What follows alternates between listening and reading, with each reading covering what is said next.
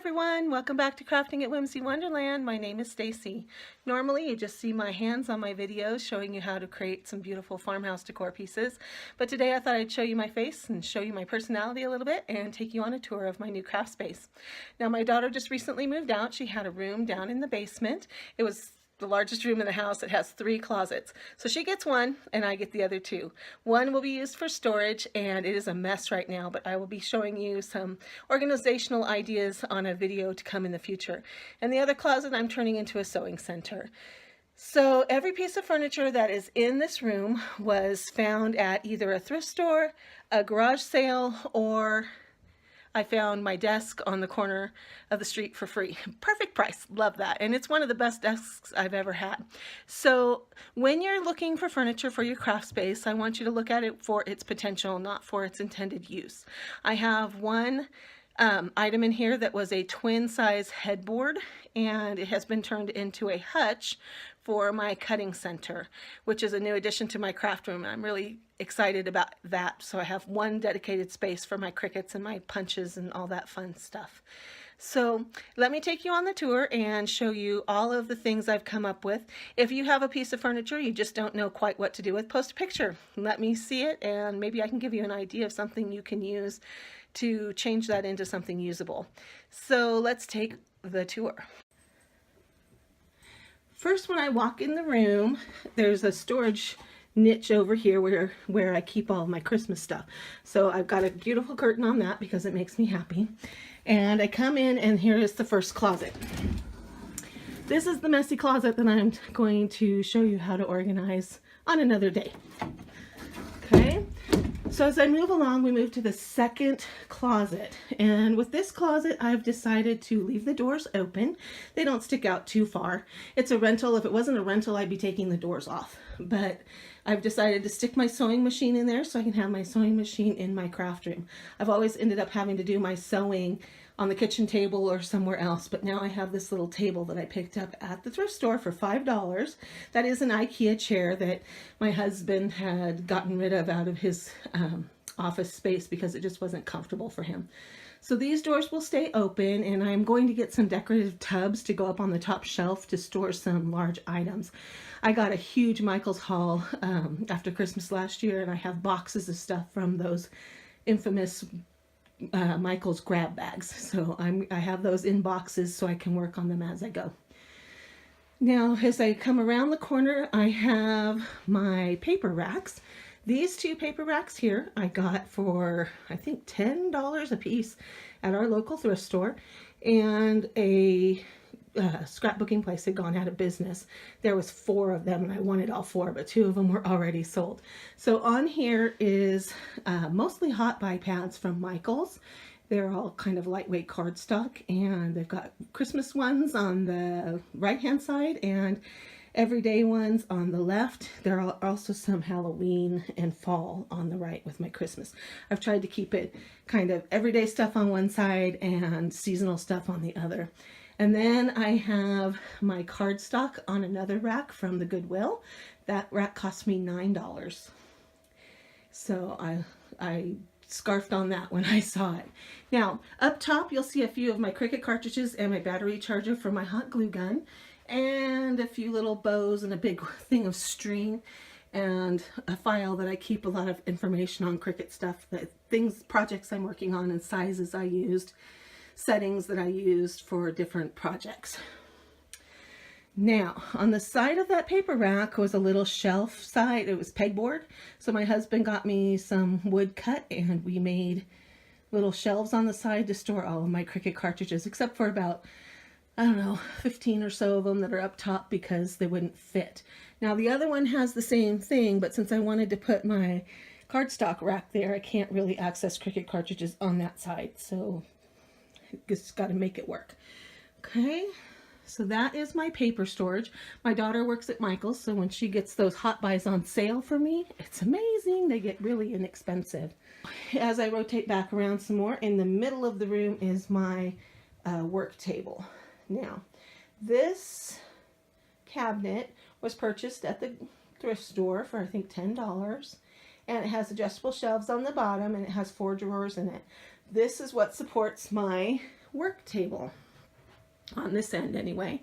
This work table is like 6.5 feet long. It's like 4 feet wide. It's amazing space. This was a desk, and when we got it home, we took off the very heavy, bulky legs and just salvaged the top. And then I put this cabinet under to support it on one end and an IKEA cabinet on the other, which I'll show you in just a minute.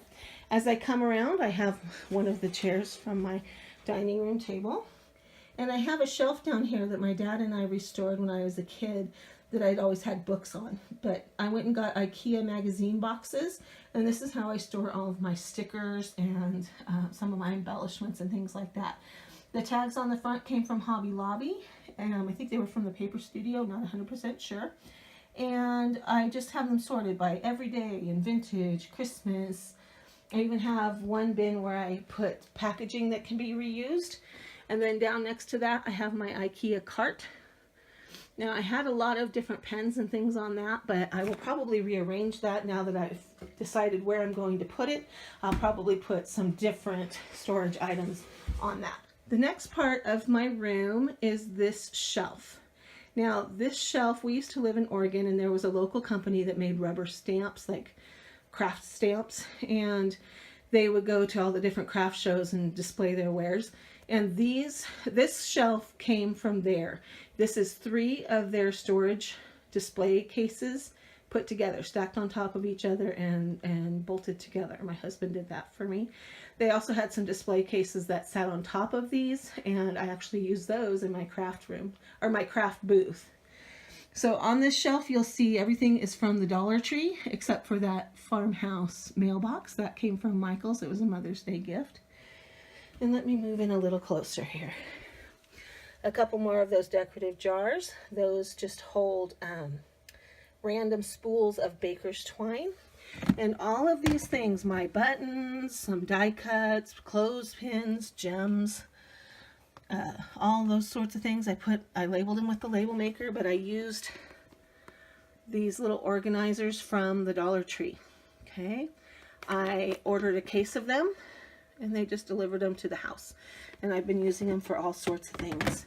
If any of you are into the paper crafting on YouTube, that's what they use for embellishment boxes. There's the little planters, the little oval planters, and the tall, skinny, galvanized buckets.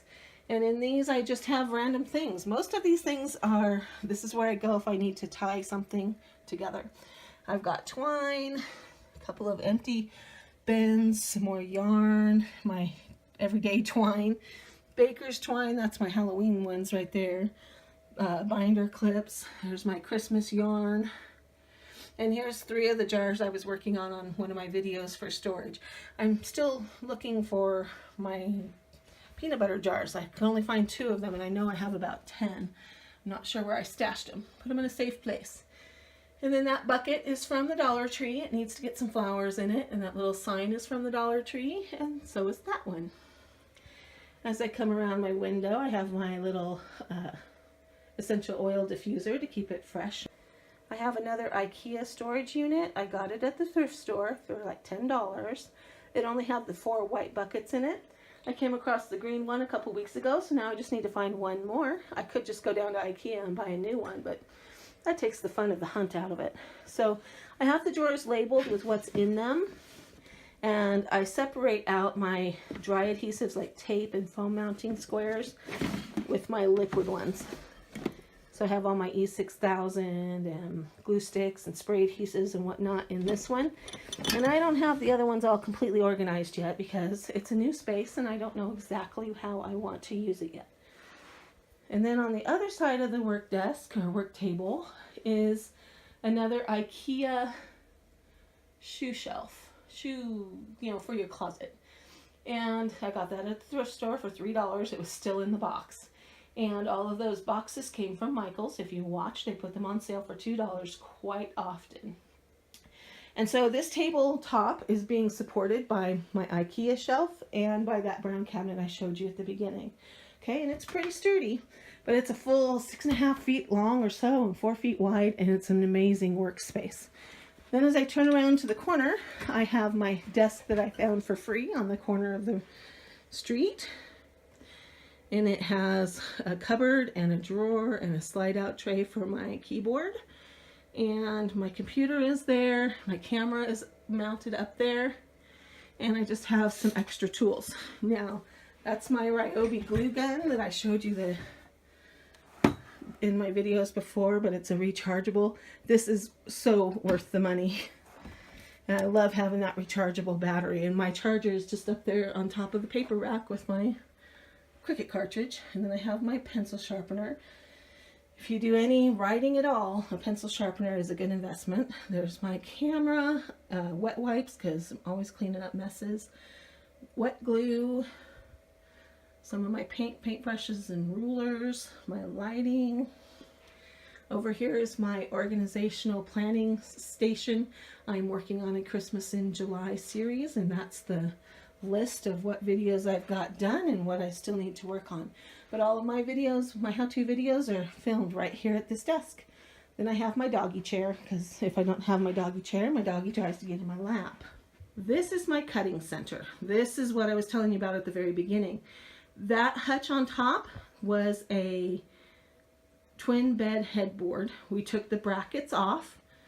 As you can see inside, there was brackets in there, and I just need to paint that up. But we took the brackets off of it, and I thought it made a perfect hutch. It was the exact same width as this drafting table that I got at the thrift store. Also, I don't pay more than $15 for any of this furniture in this room. I've got my 2 Cricuts up there, my Brother Scan and Cut. In that black basket, I have my We Are Memory Keeper punch boards. Okay. Then down on the table, that set of drawers that's under my Cricut has all of my stamping ink, embossing powders, daubers, applicators, all that kind of stuff that you need for stamping. And beside that is my paper trimmers. And then down below, those blue baskets hold all of my paper punches. That pink box is my Sizzix dies, and that's my Sizzix on top. And then I have Cuttlebug accessories next to it, and my Cuttlebug has wandered away. He'll be back. And then that red basket has a whole bunch of clear silicone stamps, you know, the cling stamps. And then my trash can I found is actually a laundry basket from Walmart. I needed something with a wide open space so that my trash could get in there easily. So if you have any ideas on what you want to do with your craft space, or if you've just redone it, post a picture. We'd love to see it. And if you have a piece of furniture you don't know quite what to do with, post a picture on that as well, and maybe we can help you come up with an idea of how to make that a usable piece of furniture. Okay, so this is the tour of my brand new craft space. I hope you found some ideas to get you started on revamping yours. And if you have any questions, post them down below. So this has been Crafting at Whimsy Wonderland. Thanks for stopping by. I'll see you next time.